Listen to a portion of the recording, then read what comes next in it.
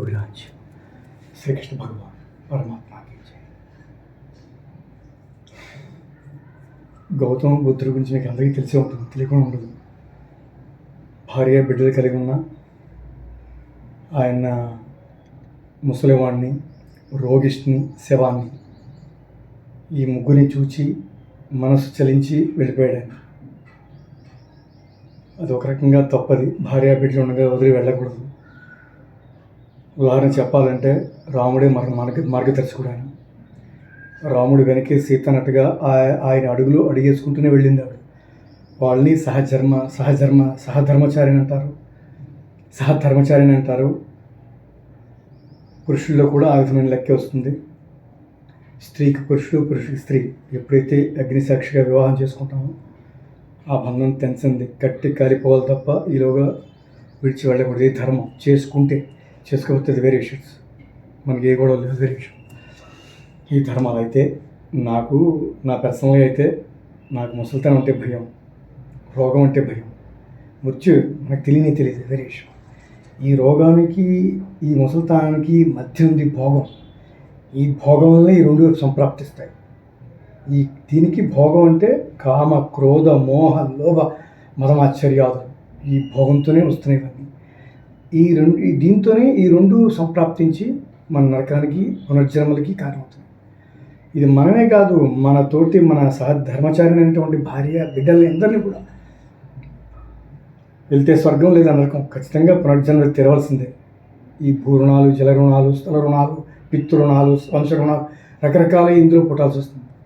వీటన్నిటికీ భిన్నంగా ఉండటమే యోగి బ్రహ్మచర్యం, కృష్ణమతం, హరే కృష్ణ తీసుకోవటం, ఇవన్నీ కూడా అంతేనా. అందుకనే నేను కొన్ని ఆలోచిస్తూ ఉంటాను, అందుకనే భయం నాకు. ఏదైనప్పటికీ కూడా నేను అమ్మనే కోరుకుంటాను, అమ్మ ప్రేమనే కోరుకుంటాను. నిజంగా ఇది ఎన్నో కోట్ల జన్మ సుకృత ఫలం ఉంటే కానీ అమ్మ నువ్వంటే నాకు ఇష్టమని, నువ్వంటే నా ప్రాణమని తల్లి ఆదిపరాశక్తిని కోరటం, పలకటం, శాస్త్రార చక్రాధిపతి అయినటువంటి తల్లి ఆ వదద్వాగ్ది వినాపాణి కటాక్షం ఉంటే కానీ మనం పలకలేము, ఉచ్చరించలేము. ఎస్, నేను ఎప్పుడు అమ్మ దగ్గరే ఉండాలని కోరుకుంటాను. నేను ఎవరికి పుట్టకూడదు.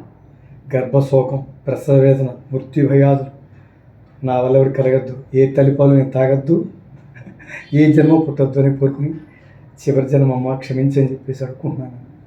అమ్మ ఎవరితోనూ రుణపడద్దు, ఎవరికి ముడేయద్దు, నన్ను ఒంటరిగా వదిలే నీ దగ్గర అమ్మ అని కోరుకుంటున్నాను. ఎప్పుడు నేను 2.5-2 ఏళ్ల బిడ్డనే.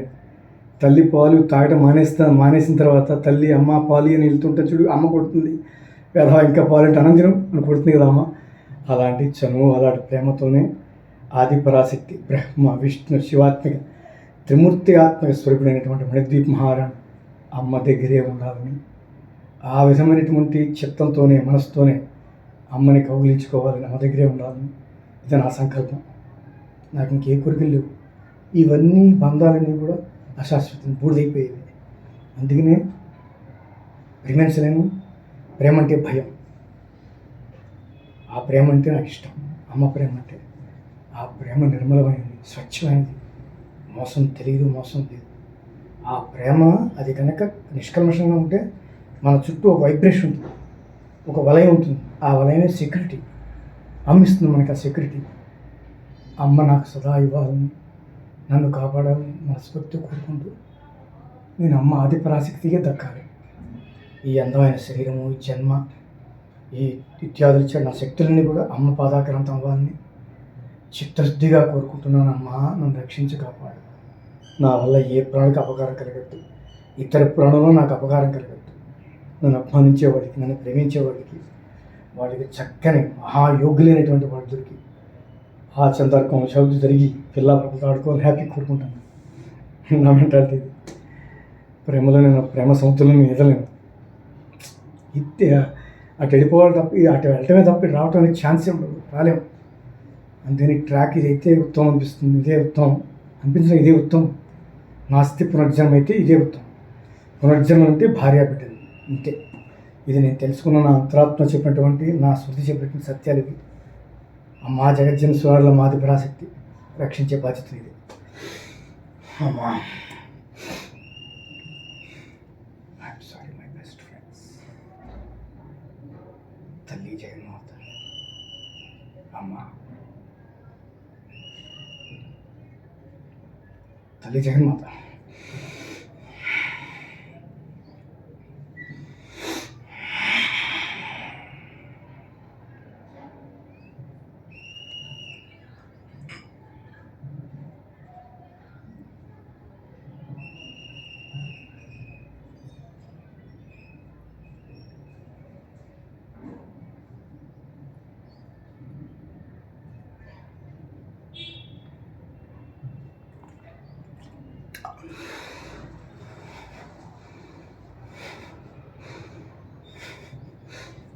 కొన్ని రాసులకి కొన్ని నక్షత్రాలు మాత్రమే సాధ్యం.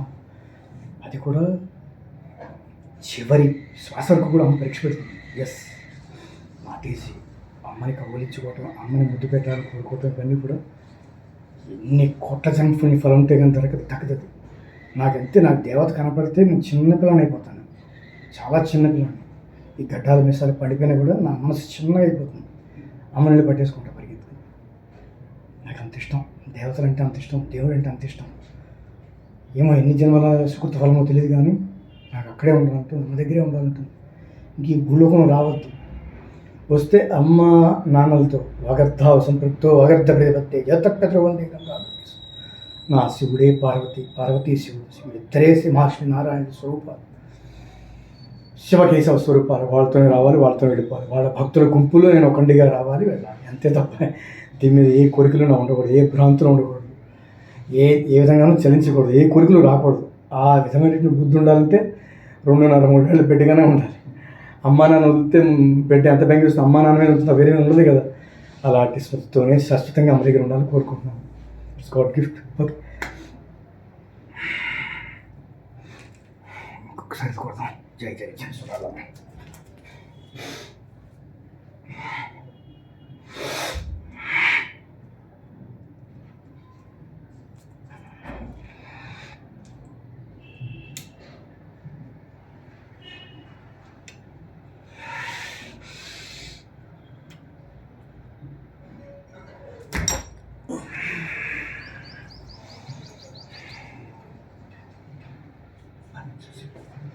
శివ.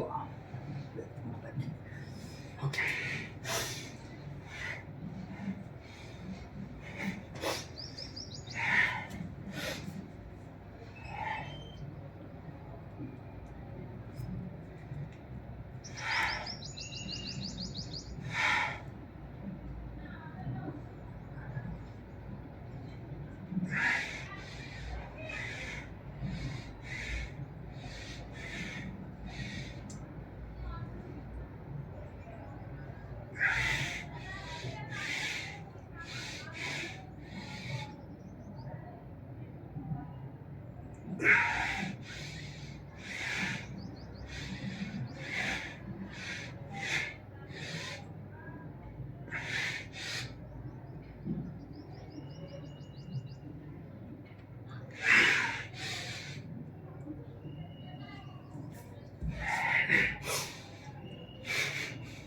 ఈ భూమి మీద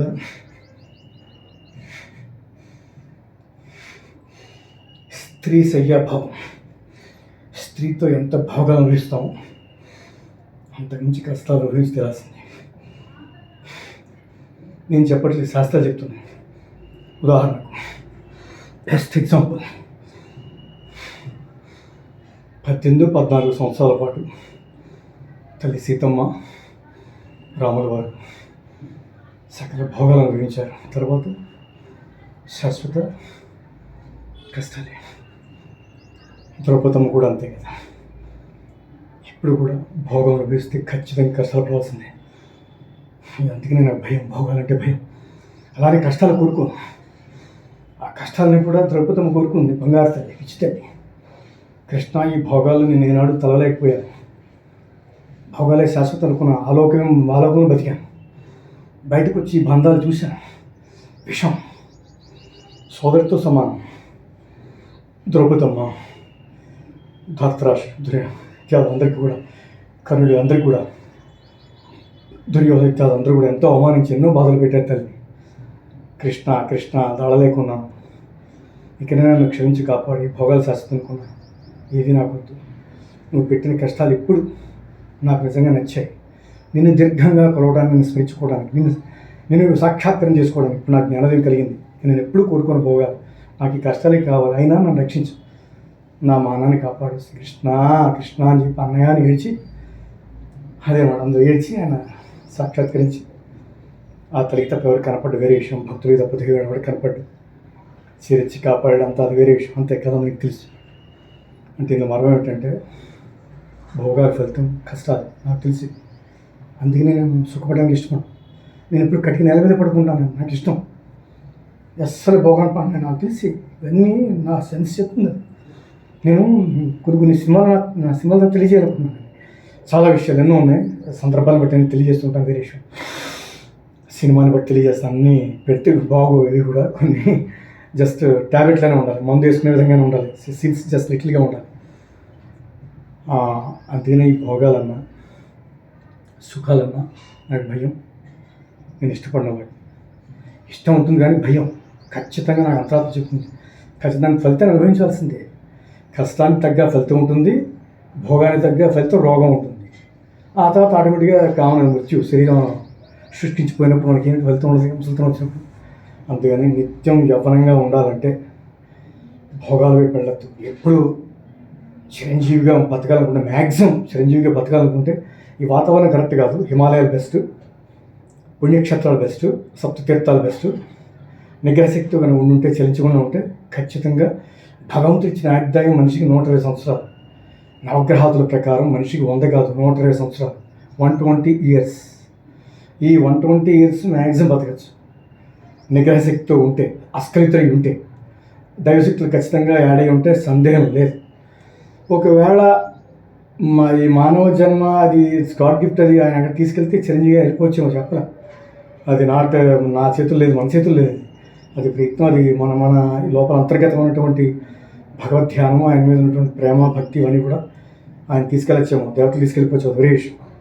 అలాగే మానవుడు నాకు 90% సాధ్యం కాదు, 100% సాధ్యం కాదని అనుకుంటున్నాను. వాతావరణ ప్రాంగణం బట్టి ఉంటుంది. భగవంతుడి ఇచ్చిన ఆయువు ప్రకారం 100 సంవత్సరాలు బతకచ్చు నిగ్రహశక్తితో ఉంటే. ఖచ్చితంగా భార్య బిడ్డలు లేకుండా మామూలుగా ఉంటే. అది నాకనే చెప్పట్లేదు, స్త్రీకైనా అంతే. ఎస్, ఇప్పుడు మనకన్నా స్త్రీ పిచ్చితలు తెలియదు, కానీ స్త్రీ చాలా బాధపడుతుంది, తెలియదు. ఆ బిడ్డలను చూసుకుని, వాళ్ళ ముద్దు మాటలు చూసుకుంటూ, వాళ్ళ ఎదుగుదలను చూసుకుంటూ, అది భార్య అన్నీ మర్చిపోతుంది ఆడది. కానీ ఎంత కష్టపడుతుందో తెలుసా? ఏ క్షణం ఆవిడ తీరిక ఉండదు. మనం సంభవిస్తా వదిలేస్తాం వేరే విషయం. 9 మాసాలు మోయటం, తర్వాత బిడ్డల్ని పెంచటం, పాలు ఇవ్వటం, రక్త మాంస వీర్యాదులు తల్లి పాలంటే, పాలు బిడ్డకి ఇవ్వటం, ఇవన్నీ కూడా స్త్రీలో ఉన్న శక్తి మొత్తం బిడ్డకి ఇవ్వటమే. పురుషుడు కూడా ఇవన్నీ కూడా నిగ్రహశక్తితో ఉంటే ఇవన్నీ లోపల యాడ్ అయి ఉంటాయి. లోపల ఎప్పుడు ఉంటాయి. అందుకని బలం అన్నమాట, శక్తి అన్నమాట. దాన్ని దైవశక్తిగా దైవాన్ని మలుచుకుంటే మనం యవనంగా ఉండొచ్చు, ఒక సాక్షాత్తు లభిస్తుంది. మనం ఏది కోరుకుంటామో చివరి దశలో నేను ఇంక పుట్టకూడదని ఖచ్చితంగా సంప్రాప్తిస్తుంది. అదే భార్య బిడ్డలతో ఉంటే నువ్వు పుట్టకూడదు అనుకున్నా పుట్టాల్సి వస్తుంది, కర్మ. బికాస్ ఆఫ్ కర్మలు ఉంటాయి కదా. భార్యకి ఇలా మోసం చేసావు కదా, మోసం అంటే గర్భశోక వేదన కలిగించాం కదా మన బిడ్డలకి, ఆ ఫలితం నేను అనుభవించాల్సి ఉంటుంది అన్నమాట. ఎస్, అలాగే భార్య వల్ల నేను ఇద్దరు అనుభవిస్తూ అలా తెలియకుండా తెలియకుండా పొరపాటు పాపాలు ఇంకా అలా ఆ విషయాలలో ఇరికిపోతాం. అది అంతా కొందరికి సుత్తిగా అనిపించవచ్చు, కొందరికి సుత్తిగా అనిపించవచ్చు. ఇది కొందరికి ఎక్కదు, 100కి 90 మంది ఎక్కదు. ఎందుకంటే ఈ వాతావరణం అనేది కామనేటువంటిది. వాతావరణంలో క్రోధాలు ఇవన్నీ ఉంటాయి కదా, ఈ వాతావరణంలో మంచి వెళ్ళదు. ఎవరికో దైవభక్తి కలిగిన వాడికి మాత్రమే అది కొంచెం జ్ఞానం తెరుచుకుంటుంది, మిగతా వాడు ఎక్కదు. ఎస్, సారీ మై ఫ్రెండ్స్, ఎవరైనా ఇబ్బంది పెట్టాలి కాదు, కొన్ని ధర్మాలు చెప్పానంతే. నాకు అది భోగాల వైపు వెళ్ళట్లేదు. నేను వెళ్ళాలని చాలా తప్పన పడ్డాను. అమ్మో, ఎదవని ఉప్పుగారు పుడుకు తిన్నా, ఇప్పటికీ ఉన్న భయం అన్నమాట. ఒకప్పుడు ఆవేశంతో వెళ్ళినా నాకు 90 పరిస్థితుల్లో నాకు కుదరలేదు. నా తల్లి వాళ్ళు కావచ్చు, నా పరిస్థితి వాళ్ళు కావచ్చు, నా ఫ్యామిలీని పోషించుకునేటువంటి బాధ్యతల్లో నేను ఇలాంటివన్నీ దూరంగా ఉండేవాడిని. స్త్రీలతో పెట్టుకుని డబ్బులు ఖర్చు పెట్టాలి కదా, అమ్మ వద్దు బాబు, ఇదన్నీ అమ్మని పోషించుకోవాలి, ఇంట్లో పరిస్థితులు ఉన్నాయని చెప్పి అట్లా ఈ ధోరణితో ఉండి అలా అలా అలా ఉండే డెడికేషన్ ఉండేవాడిని, సబ్జెక్టులు ఉండేవాడిని, ఆ మైండ్లో డైవర్ట్ చేసుకున్నాను. ఇప్పుడు అంత ఫ్రీగా ఉన్నా, ఇప్పుడు జ్ఞానం వచ్చి భయం ఉన్నాను.